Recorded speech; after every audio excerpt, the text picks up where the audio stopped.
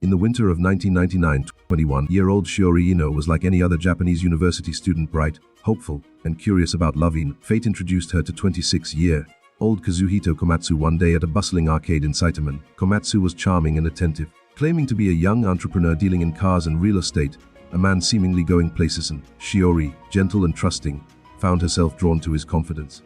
Their meeting felt like serendipity, and in those early days, her heart fluttered with the excitement of first love. She had no way of knowing that this chance encounter would sow the seeds of a deadly obsession. Komatsu showered Shiori with affection, perhaps too much, too fast. Within just a few dates he began surprising her with extravagant gifts, a Lux Louis Vuitton handbag pressed into her hands, a Gucci suit draped over her arm in a public cafe. Shiori would blush and hesitate, uncomfortable with such lavish presents. Each time she tried to refuse, Komatsu's demeanor shifted. He would raise his voice, insisting she accept his tokens of love, even screaming at her in public when she protested, and what started as a romantic gesture soon felt like a trap. Shiori sensed something was off. Genuine love shouldn't come with strings attached or sudden bursts of rage. Behind Komatsu's lavish generosity lurked lies and darkness. He wasn't the respectable businessman he pretended to be. In truth, he and his brother ran illicit brothels under the guise of massage parlors, a fact he carefully hid from Shiori. One afternoon inside Komatsu's car, Shiori's eyes drifted to a forgotten credit card bearing a different name, his real name. In that moment, the illusion shattered. He was older than he said, involved in unsavory business, and willing to deceive her.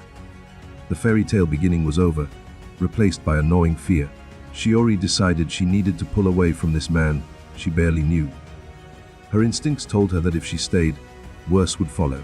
Even as Shiori resolved to end the fledgling relationship, Komatsu's hold tightened. When she first tried to break off contact, his reaction was swift and frightening. He threatened her, vehemently refusing to let her go, and each time she attempted to distance herself, Komatsu would apologize, then menace, a cycle of contrition and intimidation. By late March 1999, just a couple of months after they met, Shiori confided to a close friend that she feared for her life. No young woman in love should ever have to whisper such words. In a chilling act of foresight, on March 30, Shiori even wrote a will, sensing the dangerous path ahead, and what should have been a tender spring of young love had become a season of dread. In her diary and her heart, Shiori began to understand the man who claimed to love her was prepared to destroy her if he could not possess her. Stoic reflection. Marcus Aurelius once observed that how much more harmful are the consequences of anger than the circumstances that arouse them in us. Daily Stoic. In Shiori's innocent wish to leave an unhealthy relationship, there was no sin, but Komatsu's pride and anger transformed that simple rejection into a ravenous beast. Had he possessed the wisdom to master his emotions, the story might have ended here, amicably. Yet, as Lao Tzu teaches, he who has mastered himself is mightier still. Brainy quote. Calm and self-mastery was a virtue Komatsu tragically lacked. Chapter 2 Ni. Obsession unveiled. Shiori's resolve to escape only inflamed Komatsu's obsessive grip. Spring turned to early summer, and what should have been carefree days of study and friendship became a nightmare of constant surveillance and fear. Every time Shiori's phone rang, she felt a spike of panic. Komatsu bombarded her with calls, even obtaining her family's home number, which she had never given Hyman. Sometimes he spoke, demanding she return to him. Other times, there was only silence on the line, an eerie reminder that he was always there, watching and waiting. Shiori's world grew small and dark. She looked over her shoulder walking to class. She slept fitfully, if at all, the telephone's phantom ringing echoing in her dreams. On June 14, 1999, Shiori made a courageous move. She agreed to meet Komatsu one final time in a public cafe, a last attempt to reason with him and end things definitively. And gathering every ounce of resolve, Shiori told Komatsu unequivocally that she would not see him anymore. No more second chances, no more manipulation. But Komatsu's response was fury. That very same day, he escalated from stalking Shiori to directly terrorizing her family. As dusk fell, Komatsu arrived at the Ino family's doorstep. Not alone, but flanked by his brother Takeshi and a crony. They forced their way into the home that should have been Shiori's sanctuary, confronting Shiori and even her mother with wild, fabricated accusations. And Komatsu spewed a tale that Shiori owed money for fictional embezzlements. He had committed absurd claims designed to scare and guilt her. He was unhinged, grasping at any tactic to keep Shiori in his grasp. Shiori's mother stood trembling, and Shiori herself fought back tears, but they did not face this assault alone. Soon, Shiori's father, Kenichi, returned from work to find these men threatening his wife and daughter in their own living room. Wikipedia. Org. Kenichi's presence changed the dynamic. He was outraged and defiant. In a firm, unwavering voice, he ordered Komatsu and his thugs to leave at once, even throwing Komatsu's unwanted expensive gifts at their feet, yelling that they take their ill-begotten luxury items back. And Wikipedia. Org. Startled by the father's courage, the trio retreated out the door, muttering that they didn't actually want the gifts returned after all. For a brief moment, there was a breath of relief. The predators had been cast out, but Shiori knew this confrontation was just the beginning of a more desperate chapter. Unknown to Komatsu, Shiori had a hidden weapon. As the threats unfolded, she had secretly hit record on a tape recorder the entire terrifying encounter. Komatsu's lies, his threats against her family, was captured on audio. And Wikipedia. Org. The very next day, June 15, an exhausted but determined Shiori walked into the Saitama Prefectural Police Station in Agio. With her was her mother and that tape, tangible evidence of Komatsu's harassment. And Wikipedia. Org. Finally, she thought, those sworn to protect the innocent would hear the truth and intervene. A young police officer listened to the tape and was outraged at what he heard. A good sign, Shiori hoped. In Wikipedia. Org. But shockingly, the senior officers dismissed her pleas. After everything she endured, the police told Shiori there was no case, no crime they could charge, no help they would offer. And one officer even insinuated that this was partly her fault, as if breaking the heart of an unstable man was a provocation. Shiori walked out of the station with slumped shoulders, disbelief and despair weighing on her. The system she trusted had failed her when she needed it most. The harassment escalated. That same evening, the Ino family's phone rang repeatedly, with about 20 silent calls. When someone finally spoke, it was a voice using a false name, Tanaka, coldly demanding Shiori return all of Komatsu's gifts. And Wikipedia. Org. It was clear Komatsu was furious at being publicly rebuked. From that day forward, every single day brought a barrage of silent phone calls to Shiori's home, a psychological torture that continued unbroken until the day Shiori died. In Wikipedia. Org. The Ino family's peaceful life had been shattered. Their phone became an instrument of terror. Each unanswered call ratcheted up the tension, as if a noose were tightening around Shiori's fate. Still, Shiori refused to simply cower. She and her parents went back to the police on June 16, hoping that the ongoing intimidation would finally spur action. In Wikipedia. Org. Incredibly, they met only more indifference and victim blaming. An officer suggested that Shiori had effectively brought this on herself. After all, hadn't she accepted those expensive gifts from a smitten suitor? And Wikipedia. Org. It was a cruel mischaracterization of her ordeal. Even a lawyer at a free legal clinic they visited echoed this callous sentiment, waving off their fears with, "But she had a lot of things bought for her, right?" Wikipedia. Org. The implication was clear. Shiori's suffering was being trivialized because she once welcomed Komatsu's attention and presence. This deep injustice would later prompt National Soul searching about how Japan protects or fails victims of stalking. Wikipedia. Org. But in that moment, Shiori felt utterly alone. Authorities would not help. The burden of survival fell on her and her family's shoulders alone. Stoic reflection. The ancient Stoics like Epictetus warned that any person capable of angering you becomes your master.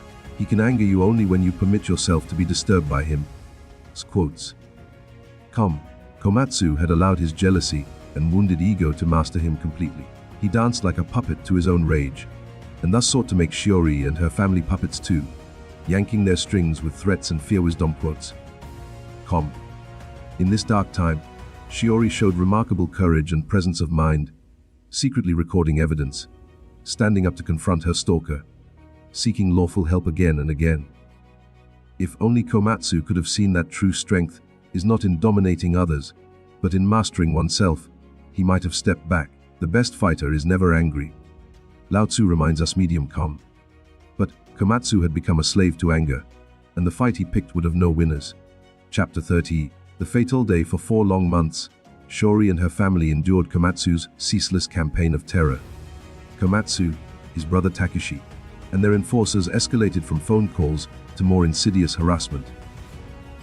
Hundreds of lurid posters suddenly appeared around the neighborhood, plastered on walls and poles, slandering Shiori's reputation with vicious liaison. Wikipedia, or anonymous letters stuffed into mailboxes at her father's workplace, claimed outrageous things about Shiori's character and Wikipedia. Org. Each insult was designed to isolate and humiliate her, as if Komatsu intended to erase the very image of the cheerful young woman she once was. The Ino family dutifully collected these pieces of evidence, photographs of license plates lurking near their home, copies of the defamatory flyers, and brought them to police again and again in Wikipedia.org. But each time, the police brushed them off, even obstructing the Inos' attempts to press libel charges, worried that acknowledging the stalking would stain the precinct's record with an unresolved case in Wikipedia.org. Justice failed Shiori at every turn. Unbeknownst to Shiori, even as the harassment continued, the Komatsu brothers had set a deadly plan in motion. On June 21, 1999, Shiori boxed up every last gift Komatsu had forced on her, the handbags, the clothes, the jewelry, and mailed them all back to his address, trying symbolically to sever the final tie between them and Wikipedia.org. It was an act of defiance and closure. The next day, June 22, enraged beyond reason, Komatsu made a fateful decision. If he could not have Shiori, he would ensure no one else could. He tasked his older brother, Takeshi, to secure a hitman, a killer for Harine. Wikipedia.org. At 20 million was the price they were willing to pay for Shiori's life in Wikipedia.org. Takeshi approached Yoshifumi Kubota, a 33-year-old former manager from their seedy businesses, with the offer. Kubota agreed without qualm, and he in turn recruited two acquaintances to assist, Akira Kawakami and Yoshitoka Ito and Wikipedia.org. The conspiracy now had four heads set on murder. They stalked Shiori from the shadows, studying her routine. They followed her to the college, trailed her on errands, and surveilled the train station she frequented in Wikipedia.org. The ordinary rhythms of her life, leaving home on her bicycle, catching the afternoon train to campus, were mapped out by men intent on doing her harm in Wikipedia.org. Each day Shiori stepped outside, she entered a hunting ground and didn't even know it. Finally, the trap was laid. October 26, 1999 dawned cool and clear over Saitama. For Shiori, it was a day like any other in a long while, anxiety ever present. But life had to go on. Late that morning, she steeled herself and set out from her home on her trusty bicycle, heading to Okigawa Station where she would catch her train to college classes and Wikipedia.org. She had done this countless times, but today unseen eyes watched her every move. As she pedaled up to the station's entrance, likely lost in her thoughts, she did not notice a car idling nearby with Yoshitoka Ito inside. Wikipedia.org. Ito, the lookout, saw Shiori arrive and spoke into his phone. The target was on Satine. Wikipedia.org. In another car, Akira Kawakami received the signal and nodded to Kubota. Kawakami pulled up to the station and let Kubota out, mere steps from Shiori's path and Wikipedia.org. Standing outside the modest Okigawa station, Shiori parked her bicycle, perhaps adjusting her book bag, her mind on the upcoming lecture. The station sign's bold Japanese characters, "Ii loomed above, and around noon a few commuters milled about, a perfectly ordinary scene. Kubota, however, walked toward Shiori with chilling purpose. Amid the bustle of midday, death was approaching and Shiori never saw it coming. In a flash, Kubota closed the distance and drove a knife deep into Shiori's left side in Wikipedia.org. Shock and pain seized her. Gasping, she staggered and turned only to see her attacker's face for the first time. There was no time to scream. Kubota plunged the knife a second time, straight into Shiori's chest, piercing her heart and Wikipedia.org. Within mere seconds, the bright life of Shiori Ino was snuffed out in a brutal act of hatred and cowardice. Panicked commuters cried out as Shiori collapsed onto the concrete. Kubota melted away into the frenzied crowd, escaping into Kawakami's waiting car. Shiori was left bleeding on the ground, the world around her spiraling into chaos. Bystanders rushed to Shiori's aid, and an ambulance soon whisked her to Agio Central General Hospital. Doctors fought to save the petite young woman with the warm smile, but the wounds were too grave. At 12:50 p.m., Shiori Ino was pronounced dead in Wikipedia.org. The official cause, a shock from massive blood loss in Wikipedia.org. In a heartbeat, her family's worst fears were realized. The daughter they had tried so desperately to protect was gone, slain in a public place in broad daylight. Love, jealousy, and obsession had culminated in the ultimate cruelty, a life cut short just as it was beginning. As news of Shiori's murder reached the local police, something perverse occurred. The very authorities who had dismissed her pleas sprang into action, but not to atone for their failure, rather, to cover it up. Immediately after Shiori's death, Saitama police began whispering a false narrative into the media's ear. Wikipedia.org. They painted Shiori not as a victim, but as a promiscuous coquette who had courted trouble. Sensational rumors appeared in tabloids that Shiori had been involved in compensated dating or worked as an escort, scandalous fabrications with no basis in truth. Wikipedia.org. These lies were a callous attempt to deflect blame, to suggest that perhaps this young woman's lifestyle invited violence. It was nothing less than a character assassination of a murder victim by those sworn to protect her. For Shiori's grieving family, this added a new layer of horror. Not only had they lost their beloved daughter, but now her name was being dragged through the mud by the very people who ignored her cries for help. Stoic reflection. How much more grievous are the consequences of anger than the causes of it? Marcus Aurelius wrote to Daily Stoic. Here, the consequence was as grievous as can be, Shiori's death, while the original cause, a young woman's decision to leave an abusive lover, was entirely justified and blameless. In that final moment at the station, all the chances for wisdom and compassion had long evaporated. Komatsu's order, Kubota's knife, these were the acts of men consumed by what Stoics would call a temporary madness. Seneca would say, anger is devoid of self-control, deaf to reason, like a falling rock that breaks itself upon the very thing it crushes. Daily Stoic. So too did Komatsu's rage destroy Shiori, and in doing so, broke apart his own soul. A philosopher might lament, if only one person in this chain, Komatsu, his brother, the hired killers, had paused and reflected on the virtue of mercy or self-control, an innocent life would have been spared. But unchecked passion had run its course to its deadly end. Chapter 4: Aftermath of tragedy. The murder of Shiori Ino sent shockwaves through her community and, in time, all of Japan. Here was a young woman who did everything right. She rejected an abusive partner, sought help from the police multiple times, gathered evidence, and yet was failed at every turn, with the ultimate price paid. In the immediate aftermath, however, Shiori's story was in danger of being buried under lies. The local tabloids churned out the salacious narrative fed to them by embarrassed police officials, portraying Shiori as a flirt who got mixed up with dangerous men. Wikipedia.org. These false stories implied that her fate was an unfortunate but unsurprising result of a risky lifestyle. It was character defamation atop cold-blooded murder, and it might have worked if not for the perseverance of truth and love. Enter Kiyoshi Shimizu, an investigative journalist who couldn't ignore the dissonance in the official story. Shimizu dug deeper, and what he found made his blood boil. By speaking to Shiori's family and friends, and by obtaining the very evidence Shiori had tried to give police, Shimizu uncovered the real narrative, the obsessive stalking, the ignored reports, the police negligence scene. Wikipedia.org. In a bold move, he published an expose in a magazine called For Use, laying out Shiori's entire ordeal, and even printing a photograph of the man who stalked her, Kazuhito Komatsu. Wikipedia.org. Shiori's voice, which had been silenced, now roared back to life through Shimizu's reporting. The public was outraged. The pressure on law enforcement, which had dragged its feet for months, became immense. At last, the gears of justice began to turn. On December 19, 1999, nearly 2 months after Shiori's death, police finally arrested Yoshifumi Kubota, the hitman who wielded the knife. In Wikipedia.org. The next day, Takeshi Komatsu, Kazuhito's brother and co-conspirator, along with Akira Kawakami and Yoshitaka Ito, were also arrested. In Wikipedia.org. 8 other people who had helped the Komatsu brothers harass Shiori, those who printed posters, made calls, and spread lies, were rounded up in January 2000. Wikipedia.org. At long last, accountability loomed for those involved in the crime.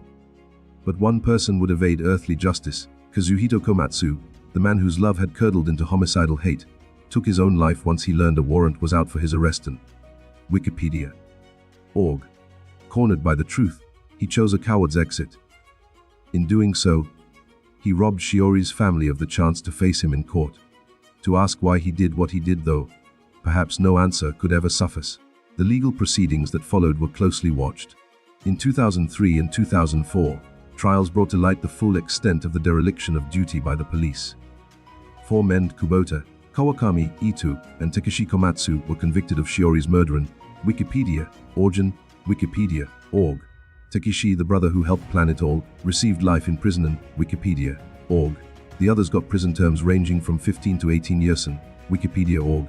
But in an unprecedented turn, the Saitama Prefectural Police themselves came under legal fire for their failures. 3 police officers were actually convicted for falsifying documents and negligence in handling Shiori's casino. Wikipedia, organ, Wikipedia, org. Though they received only suspended sentences, essentially slaps on the wrist, it was a stark acknowledgement that the system had gravely wronged Shiori.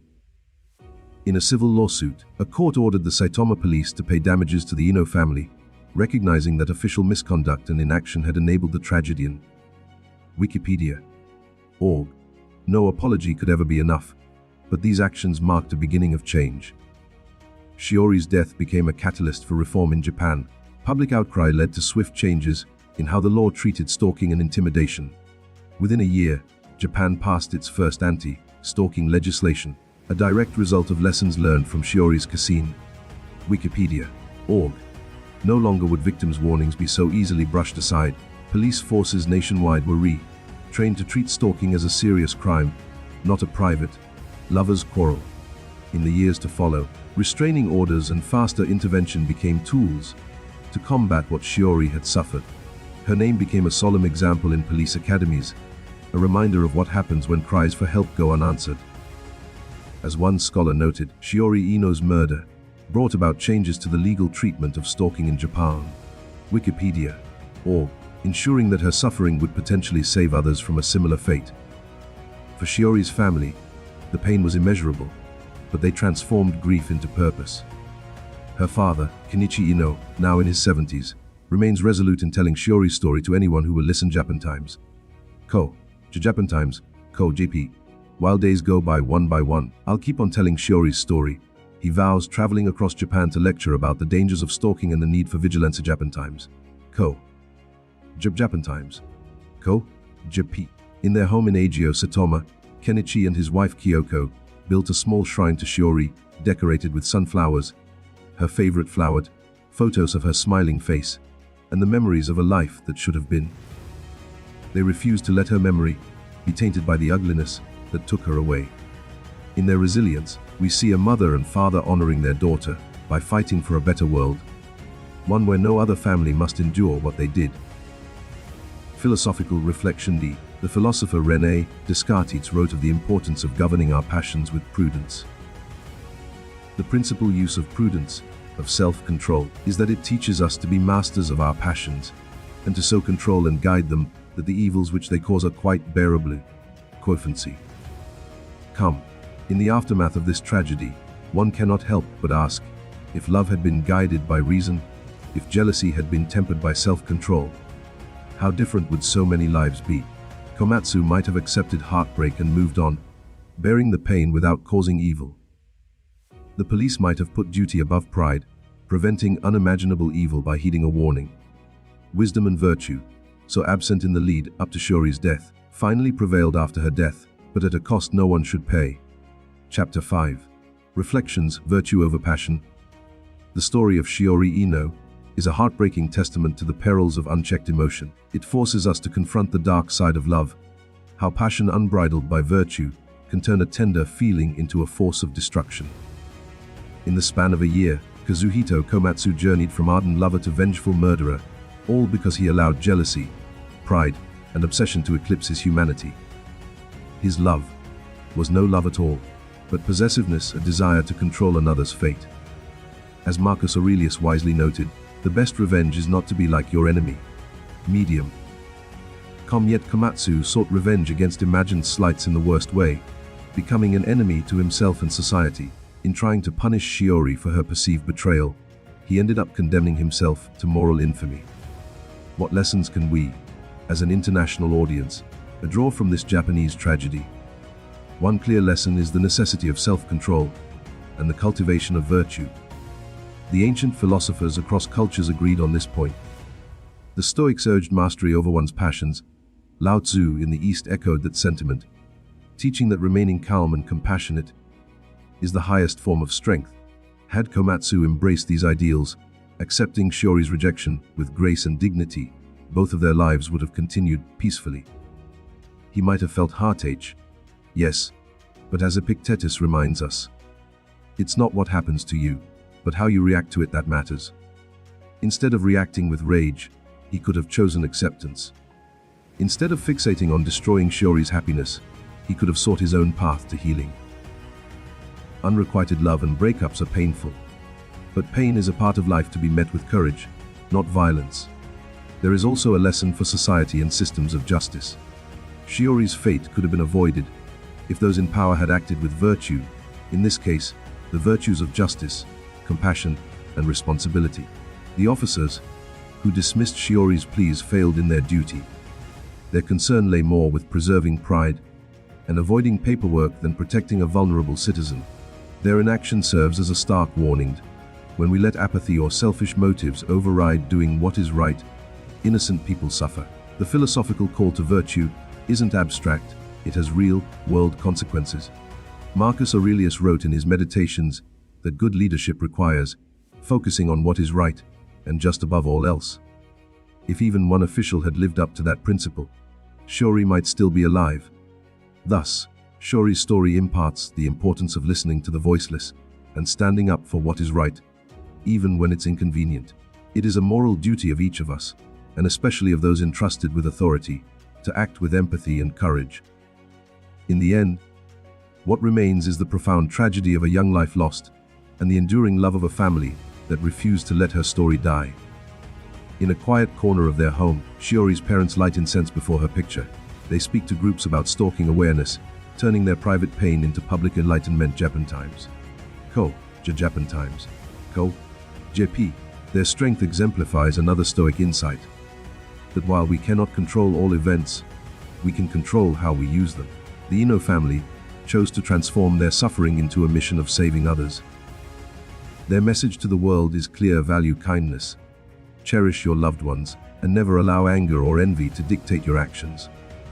As we conclude this somber tale, let us reflect on our own lives. Love is a powerful emotion, of all the passions the strongest. As Lao Tzu is attributed to say, brainy quote, "Come, and it can lead us to beautiful heights or, if twisted, to horrific depths."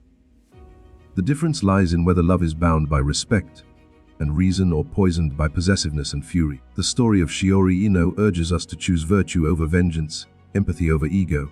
It reminds us that unchecked emotions can destroy lives, but wisdom, courage, and self-control can save them.